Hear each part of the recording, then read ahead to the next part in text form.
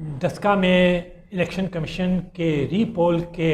احکامات کو supreme court نے برقرار رکھا ہے۔ دوسری بات یہ کہ جو بھارت کے ساتھ چینی ٹیکسٹائل اور دھاگے کے سلسلے میں جو وہ کیا گیا تھا، اجازت دی گئی تھی، یہ وہ حکومت نے منسوخ کر دی ہے۔ تیسری بات یہ ہے کہ کرونا کے ریکارڈ کیسز جو ہیں وہ گزشتہ سال کی بنسبت اس بار 24 گھنٹوں میں رپورٹ کیے گئے ہیں۔ میں ہوں منور مرزا اور تازہ ترین تجزیے کے ساتھ حاضر ہیں۔ آپ نے دیکھا ہوگا کہ ہم نے 3 ٹاپکس کا ذکر کیا ہے۔ اصل میں بات یہ ہے کہ ہمارے پاس اس سلسلے میں بے تحاشا سوالات آئے ہیں، تینوں ہم سے کہا گیا ہے کہ ہم ان تینوں پہ آپ کی خدمت میں تجزیہ پیش کریں۔ تو پہلی بات تو یہ ہے کہ آپ کو یاد ہوگا کہ ڈسکا میں الیکشن ہوئے تھے، اس کے بعد وہاں پر 20 پریزائڈنگ آفیسرز کے بڑے ہی مشکوک طریقے سے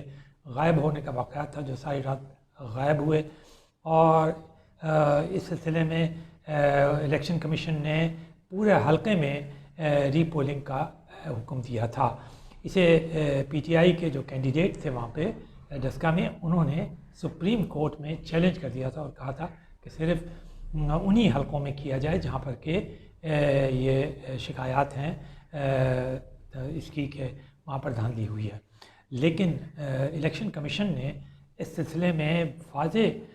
قسم کے ثبوت پیش کیے، اور ان کا کہنا یہ تھا کہ نہ صرف ان 20 پریزائڈنگ افسر وہاں سے پوری رات موجود نہیں تھے، بلکہ اس کے ساتھ ہی فائرنگ کے واقعات جو تھے وہ بہت بڑی تعداد کے اندر مختلف جگہوں پہ دیکھنے میں آیا اس حلقے میں، اور مجموعی طور پر جو ان کا الیکشن کمیشن کا ری پول کے سلسلے میں حکم کی بنیاد تھی وہ یہ تھی کہ وہاں پر جو ووٹرز تھے انہیں یہ موقع میسر نہیں آ سکا کہ وہ تعداد کے اندر اپنی تعداد میں اور ووٹنگ کر سکیں، پولنگ کر سکیں۔ تو اس لیے ضروری ہے کہ دوبارہ پولنگ کروائی جائے اور سب کو یہ برابر کا موقع دیا جائے کہ وہ پولنگ میں حصہ لیں، اپنے جو بھی کوئی ان کے کینڈیڈیٹ ہیں ان کو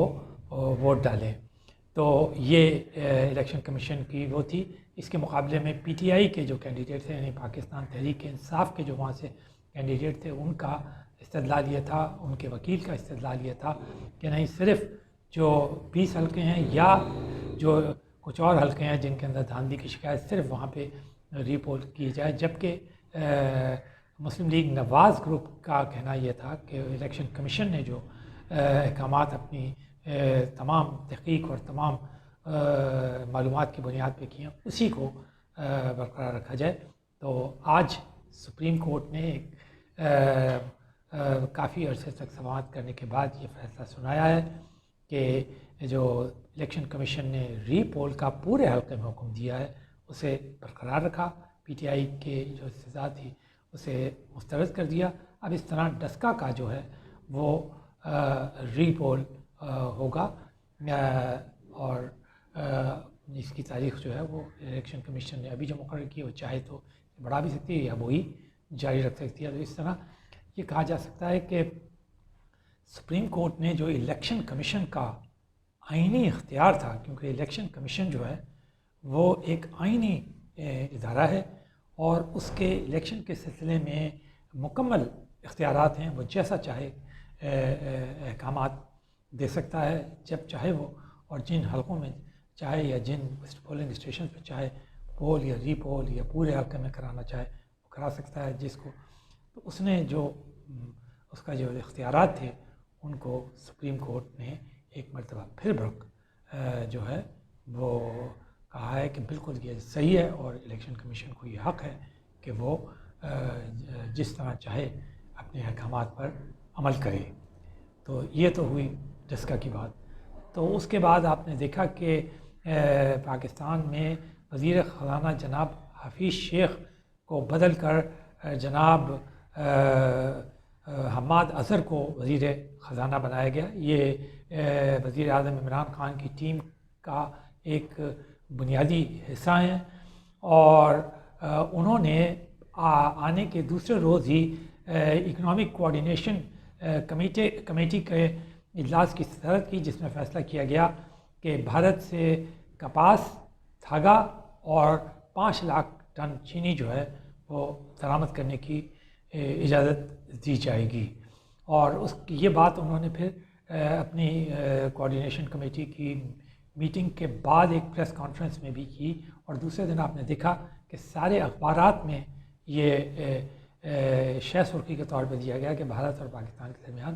تجارتی تعلقات جو ہیں بحال ہو رہے ہیں یا تجارت شروع کی جا رہی ہے، اور اس میں ذکر تھا چینی اور کپاس اور دھاگے کا۔ اور حماد اظہر نے جو اپنی پریس کانفرنس میں اس کی وجہ پیش کی تھی بھارت سے درآمد کرنے کی، وہ یہ تھی کہ پاکستان برازیل سے اور وسطی ایشیا سے جو کپاس منگوا رہا تھا وہ اس کی قیمت جو تھی وہ بہت زیادہ پڑ رہی تھی، اور بھارت میں اس کے مقابلے میں قیمت جو تھی وہ کم تھی، اور بہت زیادہ روزگار جو ہے وہ ڈپینڈنٹ ہے اس کپاس کے اور ٹیکسٹائل انڈسٹری سے متعلق ہے پاکستان کے اندر۔ اور دوسری بات، پاکستان میں انہوں نے کہا کہ چینی میں کا بھی اس وقت بحران ہے، کمی کا شکار ہے، کم پڑ رہی ہے پاکستان کو چینی، اور انہوں نے کہا کہ بھارت کی قیمت جو ہے وہ تقریباً 20% کم ہے۔ اس لیے انہوں نے یہ لفظ استعمال کیا تھا کہ اگر عوام کو سہولت حاصل ہو رہی ہے تو کوئی ہے، لیکن کل یعنی اس کے کوآرڈینیشن کمیٹی کے دوسرے دن ہی جو اجلاس ہوا وزیر اعظم عمران خان کی صدارت میں، اس نے اسی تجویز کو ریجیکٹ کر دیا، اور بتایا جاتا ہے کہ شیخ رشید، شیریں مزاری صاحبہ، اسد عمر صاحب اور دیگر لوگوں نے بڑی شدید اس کی مخالفت کی، اور کہا کہ ان کا استدلال یہ تھا جو بعد میں فیصلے کے اندر بھی فواد صاحب نے سنایا جو وفاقی وزیر ہیں، کہ جب تک کہ بھارت جو ہے وہ 5 اگست والی صورتحال کو بحال نہیں کرتا، یعنی وہ جو 370 جو اس نے شک جو معطل کی ہے اس کو بحال نہیں کرتا، اور دوبارہ سے کشمیر کے اندر جو اس نے حالات پیدا کیے ہوئے ہیں وہ ختم نہیں کرتا، اس وقت تک بھارت سے کسی قسم کی تجارت ممکن نہیں ہے۔ لیکن جو باتیں بتائی گئی ہیں اس کے مطابق یہ جو تجارت کی جو وہ تھی تجویز یا ریکمنڈیشن تھی، وہ بھی وزیر اعظم ہی کے دستخط سے آئے تھے، اور یہ باتیں جو ہیں وہ کل ٹاک شوز کے اندر لوگوں نے بتائیں، باقاعدہ ٹیلی ویژن شوز کے اندر، اور اس کے اوپر بحث مباحثہ بھی ہوا۔ تاہم جو اصرار تھا وہ یہی تھا کہ وزیر اعظم نے اوور آل صورتحال دیکھنے کے بعد پاک بھارت تعلقات کی انہوں نے یہ فیصلہ کیا، اور جو کابینہ تھی اس نے جو کوآرڈینیشن کمیٹی کی جو تجویز تھی اس کو مسترد کر دیا۔ تو یہ صورتحال ہے۔ اب پاک بھارت تعلقات کے متعلق آپ کو پتہ ہے کہ یہ ابھی تک بڑی شدید دشمنی کے اوپر مبنی ہے، بہت ہی تلخ تعلقات تک چلے آ رہے ہیں۔ اس کی بنیادی وجہ یہی ہے کہ پاکستان مستقل یہ کہتا ہے کہ کشمیر کے اندر جو صورتحال 2 سال سے جو مودی صاحب کی حکومت نے پیدا کی ہوئی ہے وہ ناقابل قبول ہے۔ جس قسم کا لاک ڈاؤن کشمیر میں کیا گیا ہے وہ ناقابل قبول ہے۔ اس لیے پہلے اس معاملے کو حل کیا جائے، اس کو سالو کیا جائے، اس کے بعد کسی قسم کی تجارت یا کوئی اور تعلقات جو ہیں وہ قائم کی جائیں گے۔ پاکستان کا اصولی موقف ہے، اور کابینہ نے بھی اسی موقف کو دہرایا۔ تاہم یہ بات بہرحال کچھ عجیب سی بھی لگی، اور